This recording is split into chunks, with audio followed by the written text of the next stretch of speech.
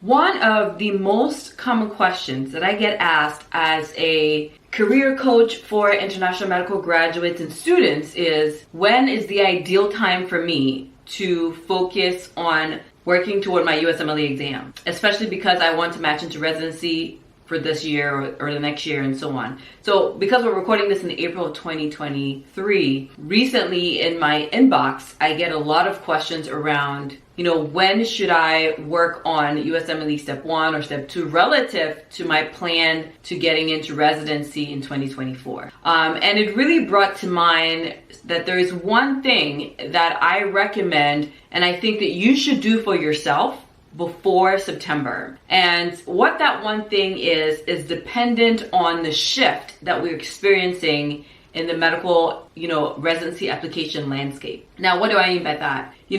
Several of us used to utilize Step 1, and it's not just, this is not only for the applicant. Even programs utilize Step 1 as a triaging point for many years.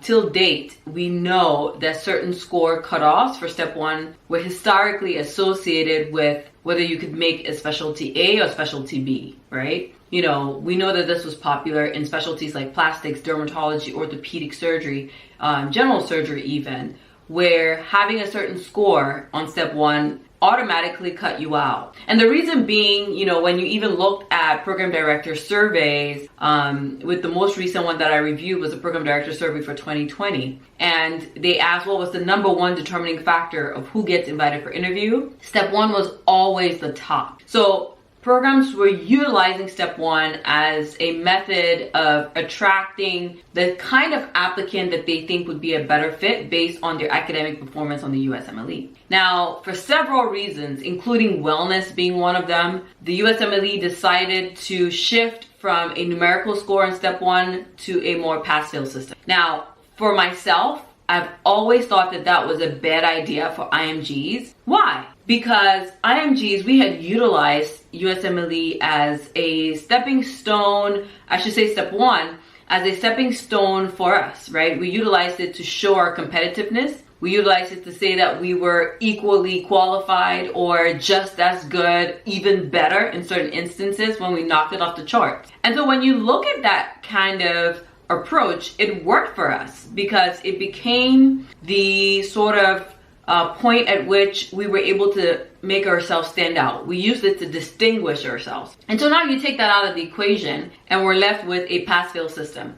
Now the pass-fail system also has advantages, right? For the person who would have gotten a low score and that would have been used against them, yeah, passing the exam is better than getting a lower score that gets labeled on your forehead, so to speak, for the rest of your career life, right? So there's advantages there. There's advantages with the wellness and the argument that maybe it would be beneficial if students weren't so worried about their performance in Step 1. I get all of that. But for IMGs who have consistently been working toward a competitive nature or standing out or utilizing this as a stepping stone, I don't think that it worked to her benefit. And I actually was eavesdropping or watching an Instagram live the other day. It was two orthopedic surgeons, US grads. One was a program director and one is a mentor for students interested in orthopedics. And the conversation, they spoke about several things, but they also touched on how Step 1 or this pass-fail influenced the application cycle last year.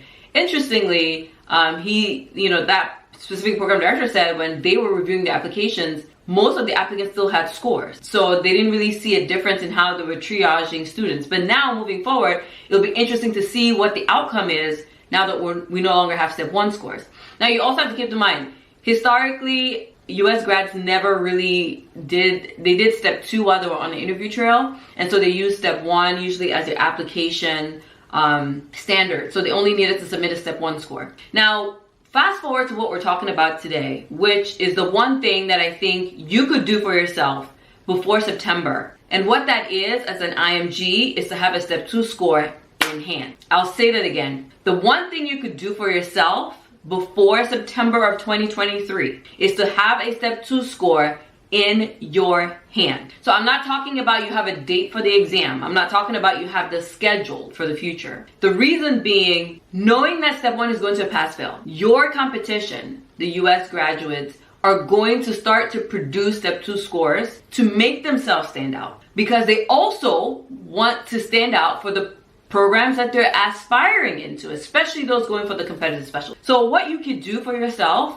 right now is to start working on a date for your CK exam so you can have your result before September. Now, the reason being, providing, and I'm saying CK because I'm hoping you've already done step 1 at this point. And if you haven't, you can still do both of them. But the reason or the rationale for my prediction, and the opinions here are solely mine. You don't have to take it. You don't have to believe it. You could take it with a grain of salt. You could take it like the Bible truth, whatever. But these opinions are mine. And so my recommendation, and mind you, I've coached over 1,000 IMGs at this point through my online programs and in-person programs as well. But the goal of this is to ensure that beyond the other aspects of your application, which I teach you how to build inside my program, you also have what could become the new filtering criteria. All right. So if you're listening to this and you're wondering, well, how about all the other things that you always tell us to do and to prepare our application? Those are equally important. They're not second tier. They're not instead of your score. All of these things are sort of adding toward creating a competitive application. And the reason I wanted to talk about this today on the podcast, and it's surprising that it's also my first video podcast, was because I got a message on Instagram. And the student or physician was asking me what I thought about their plan and their timeline in preparation for application. Specifically because I just completed a webinar series for IMGs who are planning to apply in September. And at the end of my webinar series, I made them an offer. If you want to work with me, I could help you create a more competitive application. Not necessarily that we're fabricating anything, but we're utilizing your past and helping you to attain experiences that will be beneficial for you when September comes around. So that could involve USCE research observerships, and even some of the experiences, the jobs that you've done, and how to represent that on your final application. But however, this person was interested in the program, but also conflicted because for them, they have step 2 CK in the works, and they're trying to get to this point that we're talking about, which is, I understand this is absolutely important for me, and I want to make sure I have it before then, but I'm also worried that dedicating time to the program will take away my study time. And so I went into this whole conversation around step 2 CK is going to be very important moving forward, even more important than step 1. And there are some specialties like internal medicine that always had step 2 CK as their leading factor on how they maybe triage applicants for interview, as opposed to step 1, because it's more basic science driven, and internal medicine is obviously very clinical knowledge driven. So it's always been a norm for certain specialties. But in other specialties, especially the surgical specialties, it's been my observation, however, that they'd always looked at step 1 a little bit, highly when compared to step 2.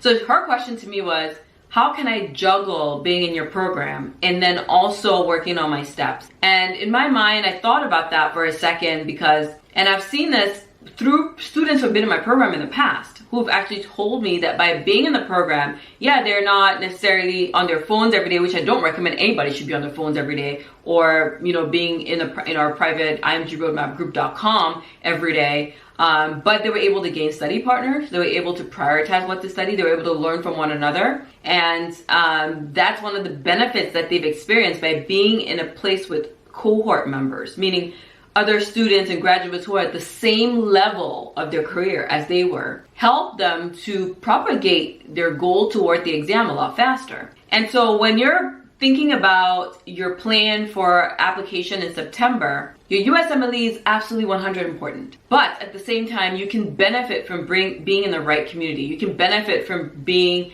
in a place where you're encouraged, or you find a study partner and you have someone else to do, exam questions with, because in my opinion, Q banks are the way to go when studying for the CK. You want to do as many questions as possible, and sometimes having someone to discuss those educational objectives with, or your notes with, and compare notes is absolutely beneficial. And so those are some advantages I was trying to express to this student. But it made me think about the one thing that you could do for yourself before September is to have both of those scores, step 1 and step 2 CK. And most of you that are working towards September have already completed step 1, so kudos to you for doing that. But don't forget, my prediction is this year more than ever before, especially because we've had this 1 year of USMLE being pass-fail, there will be a focus on step 2 CK. Do I have data to prove this to you? No, I have personal experience and knowledge and internal knowledge, I would say, and insight. And that's my prediction. So I want to encourage you guys, do as many QBank questions as you can. That's the key to the USMLE, is doing as many questions as you can. However, if you are coming into my program or choosing to join us and still preparing for the exam, remember that you really only have to dedicate 2 to 4 hours a week for 6 weeks if you're going to do the 6-week program. And you have, 168 hours a week maybe in total. And so what you're looking at is, let's say, so we have 24 hours in a day. I have to do the math on that. For a moment, I just blanked out. I just had a blank moment. But let's say 24 multiplied by 7. My calculator is acting up, but I do believe 24 multiplied by 7. Oh my gosh, I can't believe this. It's 168. I was right. My math was correct. Yeah, you do have 168 hours in a week. And yes, you spend 7 hours sleeping, 8 hours sleeping. But instead of looking at it like I don't have time to dedicate to a program that will accelerate and improve my chances at the match, I would look at it more like, where can I shave off unnecessary things from my schedule to make time for what truly matters? Because I've noticed a lot of times we're dealing more with a priority problem, a time management problem, and even with choosing your USCE that you'll be involved with or your observership. And when you come into the program, one of the things I urge you to do is I show you how to obtain some of these experiences for yourself. And so even with choosing to pursue that, you still need to make time for it. And that may require, I always say, if you're going to add something on your calendar, you have to take something out. And that may require shaving off social media. So when I'm doing my program, for example, I go off Instagram. So I'm not spending any time on there and I'm focused on my students, right? That's how I substitute time. For you, it may look differently. It may look like shaving off time from social media, cutting off any social responsibilities, shaving down time that you spent for XYZ, or waking up 1 hour earlier than you normally do to dedicate to something that would actually make a difference in your life. And this advice applies in several different scenarios. But in summary, for our very first video podcast, the one thing you could do for yourself before September is to get a Step 2 CK score in hand. And along with that, I would invite you to check out drninalum.com/webinar on pitfalls that you should avoid when you're trying to match so bad, with our number 1 and number 3 pitfall being the most important of all. And I want you to go there, watch that. And if you want to know, I'm happy to announce to you that my coaching enrollment is now open. We start April 23rd, orientation being April 17th. So please, if you are applying into residency and you've been looking for that competitive edge and you've been looking to improve your competitiveness, this is your chance to work with me. Doors are open right now at imgroadmap.com. Ask us any questions you may have. We're happy to help clarify any doubts for you. But I can't wait to see you on the inside. I can't wait to coach you. I can't wait to help you to achieve and create your own medical success stories. You can find similar experiences and reviews and prior student opinions at drninalum.com/testimonials. And I'll have all these links down below in the show notes so you can peruse. And I can't wait to see you on the inside. Will I see you there? I'll be waiting.